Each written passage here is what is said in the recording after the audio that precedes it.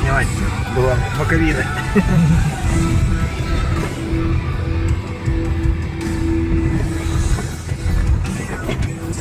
Стабилизация не очень. Не работает?